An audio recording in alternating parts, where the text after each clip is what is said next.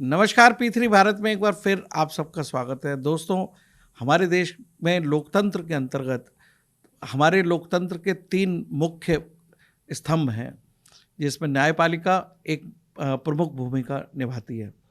यदि न्यायपालिका की भूमिका को देखें तो बिल्कुल अलग तरीके से कार्य करती है।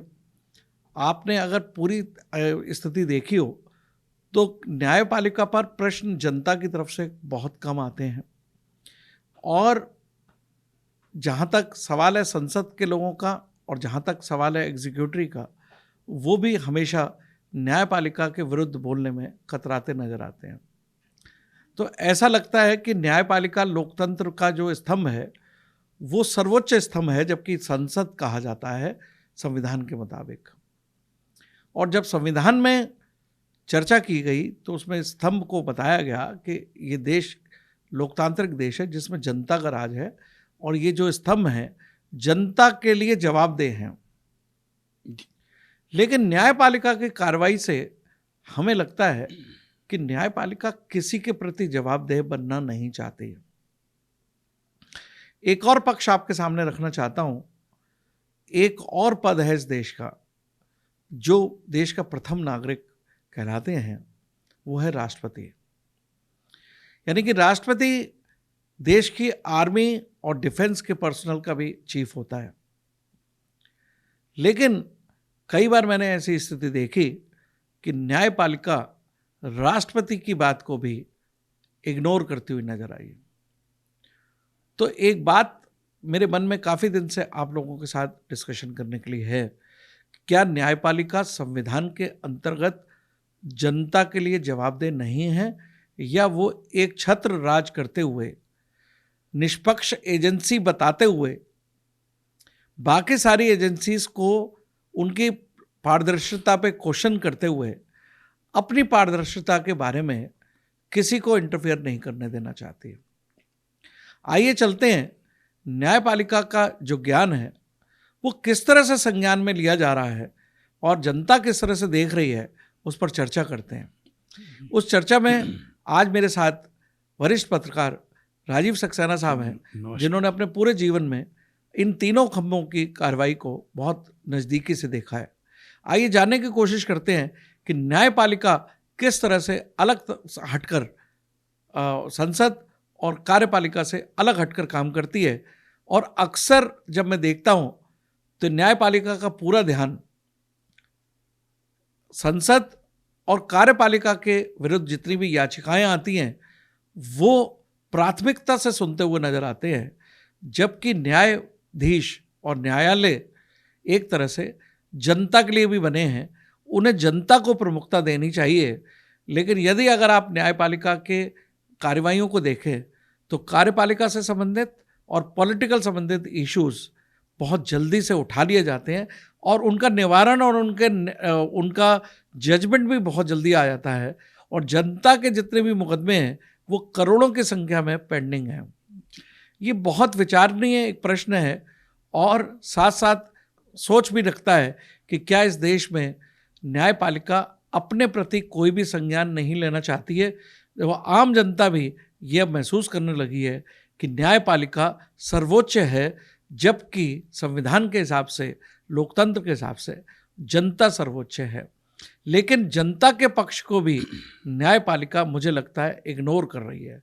आइए जानते हैं कि सक्सेना साहब का इसमें क्या विचार है। सक्सेना साहब, आपने मेरी पूरी बात सुनी। जी बिल्कुल। आप क्या कहना चाहते हैं न्यायपालिका की ओवरऑल? कुछ लोग जी कोलिजियम सिस्टम की बात करते हैं, कुछ लोग चीफ जस्टिस के न्याय निर्णयों पे क्वेश्चन उठाते हैं। जी मैं टोटल स्तंभ की बात कर रहा हूँ कि न्यायपालिका जो स्तंभ है उसकी जो कार्य प्रणाली है, चाहे वो हाई कोर्ट हो या लोअर कोर्ट हो या सीबीआई कोर्ट हो या एमपी एमएलए कोर्ट हो, तो इन सब की जो कार्य प्रणाली है मुझे लगता है वहाँ पर वो जनता के प्रति जवाबदेह न होकर बल्कि कार्यपालिका और संसद के जितने संबंधित काम होते हैं उन पर प्राथमिकता देकर न्यायपालिका आगे आती है। देखिए, हमारे यहाँ जो हिस्टोरिकल न्यायपालिका जो मानी गई है वो उसको आगरा में बैठ के मैं यही कहूँगा कि जहांगीरकालीन न्यायपालिका एक अलग टाइप की थी, जिसमें कोई अपीलीय न्यायालय नहीं था। जो फैसला आया, जो बादशाह की समझ में आया, उस पर दे दिया। उसने उस न्यायपालिका, उस न्याय व्यवस्था में जज का भी गला काट दिया जाता था जी। पर अब ऐसा नहीं है जी। हमारे यहाँ जो डेवलपमेंट हुआ, आप मैं उनका नाम बहुत ज़्यादा चर्चित नहीं है न्यायपालिका के परिप्रेक्ष्य में, पर देश के स्थापित नेताओं में जरूर रहे हैं डॉक्टर संपूर्णानंद जी। वो अपनी बहस और अपने चिंतन के लिए पूरे अपनी एक अलग पहचान रखते हैं। उन जो आज खतरे आप कह रहे हैं, उन्होंने किसी समय में ये प्रिज्यूम कर दिए थे। अब हमारे यहाँ न्यायपालिका का मुख्य रोल जो है, चीफ जस्टिस जो अपीलीय न्यायालय हैं उनका था लोअर कोर्ट्स की अपील सुनना जी। अब इससे इतर वाले कामों में ये लोग ज़्यादा इन्वॉल्व हो गए और अपीलीय न्यायालय के रूप में जो उनके काम हैं वो पेंडिंग में पड़े हुए हैं। पर हमें इसका मतलब आप ये कहना चाहते हैं कि जो हायर कोर्ट्स हैं जी, उनका ज़्यादा कंसंट्रेशन पीआईएल्स पे चला गया है, जी, ना कि रिट पिटीशंस पे चला गया है। मैं संपूर्णानंद जी का आपको प्रशासनिक व्यवस्था बता रहा हूँ। उन्होंने ये कहा था कि एडमिनिस्ट्रेटिव जो ऑफिसर्स हैं उन्हें कोर्ट डेज को मिस नहीं करना चाहिए किसी भी हालत में जी। वो खूब एडमिनिस्ट्रेटिव ड्यूटीज़ करें पर कोर्ट डेज करें। अगर न्याय होता नहीं दिखेगा पब्लिक को तो ये आपकी ड्यूटीज़ बढ़ती चली जाएंगी। जबकि न्यायपालिका बार बार जब ये पीआईएल पर बात काम करती है तो वो सोचती है कि मैं जनता को न्याय देना। अगर किसी व्यक्ति का कल का एक न्यायपालिका का कमेंट है जी, उन्होंने खुद कहा है कि पीआईएल जो है फाइल हो रही है वो पब्लिक पॉलिटिकल इंटरेस्ट पे हो रही है या पब्लिक इंटरेस्ट पे हो रही है या पब्लिसिटी इंटरेस्ट पर हो रही है। अब सवाल जब न्यायपालिका खुद भी संज्ञान लेती है इस बात पे, तो एक मैकेनिज्म क्यों नहीं बनता है? मैं आपको वही कह रहा हूँ, जो सबसे पहले दिक्कत शुरू हुई जिसका इंडिकेशन मिलना शुरू हुआ, न्यायपालिका ने संविधान के मूल ढांचे में छेड़छाड़ का कस्टोडियन अपने को डिक्लेयर कर दिया। संविधान की संरक्षक तो थी पर तमाम कानून जो पास हुए उन्होंने कहा ये न्यायपालिका में समय तत्कालिक रेडी रेफरेंस तो नहीं है पर आप जानते हैं तमाम उन्होंने कानूनों को जो संसद में पारित थे उनको कहा कि संविधान के ढांचे में छेड़छाड़ है, हम इसे नहीं होने देंगे।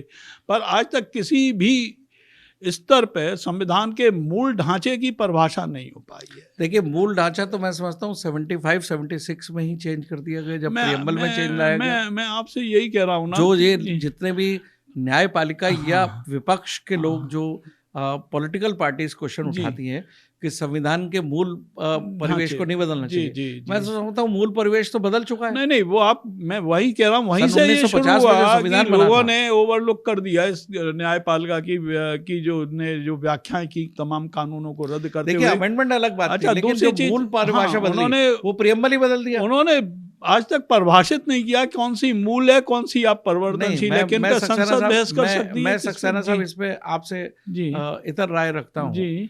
मेरा संदर्भ यह है कि किसी भी बुक का या किसी भी होली बुक का जो प्रस्तावना होती है वो इंडिकेशन होता है कि किस लिए लिखा गया। जी जी।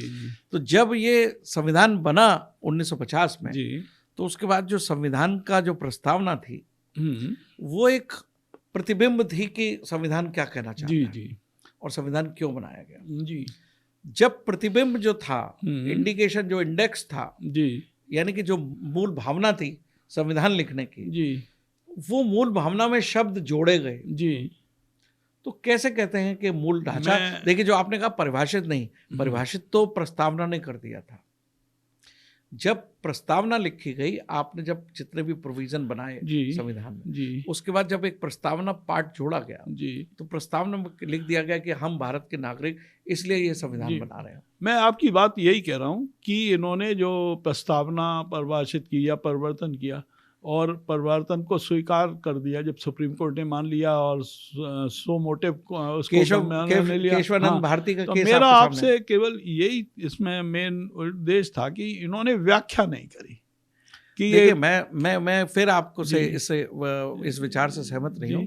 व्याख्या मतलब प्रस्तावना के द्वारा व्याख्या की गई कि प्रस्तावना इंडिकेट करती थी कि इस मूल भावना क्या है। नहीं, न्यायपालिका ने व्याख्या नहीं करी, मैं उसकी नहीं कह रहा हूँ। न्यायपालिका ने कहा जब ये भाई ये ठीक है। अगर मैं समझता हूँ कि इंदिरा गांधी के समय पर प्रस्तावना परिवर्तित की गई जी, तो उसका पूरी जिम्मेदारी आज की डेट में न्यायपालिका की है कि कस्टोडियन न्यायपालिका ने संविधान की मूल भावना में जो छेड़छाड़ की हाँ। गई उसमें कहीं इंटरफेरेंस नहीं किया, ना ही उसको हाँ। संज्ञान लेते हुए। इसलिए मैंने कहा हाँ, है यही मैं कह रहा हूँ न्यायाधीश आपसे। का जी। ज्ञान क्यों नहीं लेते संज्ञान। फिर दूसरा जो महत्वपूर्ण बात हुई राज्यपालों और राष्ट्रपति के। मैं सीमित जी, रहना चाहूंगा। जी। मैंने राष्ट्रपति के साथ कनेक्ट किया। अच्छा, ठीक है। मुझे ऐसा लगता है कि अगर न्यायपालिका एक निष्पक्ष, क्योंकि जो संविधान निर्माताओं का मूल भावना थी जी। कि एक न्यायपालिका ऐसी रहे जिसपे पारदर्शिता बनी रहे और पारदर्शिता। किसका प्रभाव ना पड़े। अच्छा, जी। मतलब जी। विधायिका का प्रभाव ना मैं पड़े और आपको- कार्यपालिका जी, मैं का। आपको लेकिन एटलीस्ट जी। राष्ट्रपति एक ऐसा पद है जी। जो निष्पक्ष पद कहलाता है। वो किसी भी पार्टी को बिलोंग नहीं करता, ना वो विधायिका को बिलोंग करता है, ना वो कार्यपालिका को। जी। तो मुझे लगता है कि राष्ट्रपति की भूमिका भी जी। अपने आप में एक प्रश्न चिन्ह खड़ा करती है जी। कि यदि न्यायपालिका अपने को एक स्वतंत्र एजेंसी मानते हुए और सर्वोच्च एजेंसी मानते हुए, कभी कभी उनके कार्य प्रणालियों से ऐसा लगता है कि वो विधायिका को अपने से नीचे मानते हैं। मैं आपको आपकी बात को कहते हुए कहता हूँ, दो चीज़ें और थी। एक तो न्यायपालिका की भूमिका है राष्ट्रपति के परामर्शदाता की, है। और जब परामर्शदाता की भूमिका में है तो आप डिबेट का पार्ट हैं, पब्लिक डिबेट इसका का। मतलब राष्ट्रपति का अंडर आप काम करते हैं, एडवाइजरी अच्छा, बोर्ड की दूसरा, हाँ जी, दूसरी जो भूमिका है कोलेजियम। आपने कोलेजियम में मैं मान कोलेजियम लिया। में अभी नहीं जाना चाहता, हाँ, नहीं, क्योंकि मैं बता कोलेजियम रहा हूँ अपने ये आप में एक भूमिका अलग अलग विषय अलग है। है। अब आप अभी हाल में जो लोगों ने गंभीरता से नहीं लिया है, मैंने देखा तो मैं भी बड़ा आश्चर्यचकित हूँ। जैसे प्राइम मिनिस्टर पोर्टल है एक कंप्लेंट के लिए, वैसे ही राष्ट्रपति जी ने भी बना दिया है, उपराष्ट्रपति जी ने भी कंप्लेंट पोर्टल बना लिया है। अब राष्ट्रपति के अंडर में न्यायपालिका आती है, आप भी कह रहे हैं, तो इसका मतलब एक पैसेज मिल गया हमें कंप्लेंट करने के लिए, क्योंकि उनका राष्ट्रपति के पास हम कर सकते हैं। ये एक अपीलीय, अतिरिक्त अपीलीय व्यवस्था हो गई और सुस्थापित हो गई। इसका यूज़ भी है, आजकल यूज़ में भी है। तो ये नए नए प्रयोग हो रहे हैं और इसमें न्यायपालिका को समझना चाहिए अपनी भूमिका को। और सबसे बड़ी चीज़ है, न्यायाधीशों को ये ध्यान में रखना चाहिए कि वो जो काम कर रहे हैं, देश की हजारों बार देखती हैं, उनमें समीक्षा करती हैं, उनमें पढ़े लिखे वकील बैठते हैं, खुला डिस्कशन होता है, वो एक उसका फीडबैक लेना चाहिए। मुझे लगता है दोस्तों, न्यायपालिका के केस में हर व्यक्ति अपनी टिप्पणी करने से बचता है, जबकि लोकतंत्र के अंतर्गत कहा गया था कि लोकतंत्र के जितने स्तंभ हैं उन स्तंभों को जनता के अंतर्गत काम करना है और जनता के प्रश्नों का जवाब देना चाहिए। तो मुझे लगता है कि जनता को भी जागरूक होना चाहिए। मैंने देखा कि जनता का भी जो टारगेट होता है वो केवल विधायिका और कार्यपालिका होती है। जनता ने भी कभी भी न्यायपालिका के ऊपर प्रश्न चिन्ह नहीं उठाए, और जबकि न्यायपालिका भी संविधान सम्मत लोकतंत्र के अंतर्गत जनता की प्रतिनिधि है। और यदि न्यायपालिका अपनी भूमिका और अपनी पारदर्शिता को नहीं दर्शा पा रही है, तो मुझे लगता है कि ये समय आ गया है कि जनता को, और इसके साथ साथ जैसा कि सक्सेना साहब ने बताया कि राष्ट्रपति के पास भी एक कंप्लेंट पोर्टल है, तो क्या कभी हम ये काम कर सकते हैं कि अगर हमें न्यायपालिका से कहीं असहमति है तो हम इस असहमति को राष्ट्रपति तक पहुंचा सकते हैं।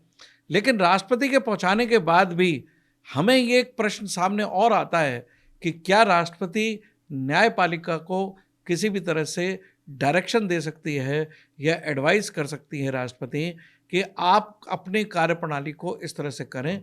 ये मुझे संशय है। लेकिन एक बात संविधान में और लिखी गई है और न्यायपालिका के बारे में कहा गया है स्वतः संज्ञान लेना। तो मुझे लगता है आज समय आ गया है जिसमें न्यायपालिका को स्वतः ही संज्ञान लेना होगा कि उनका जो रोल है वो आने वाले उनके नीचे जितने भी जूनियर जजेस हैं वो किस तरह से जनता के प्रति जवाबदेह होंगे।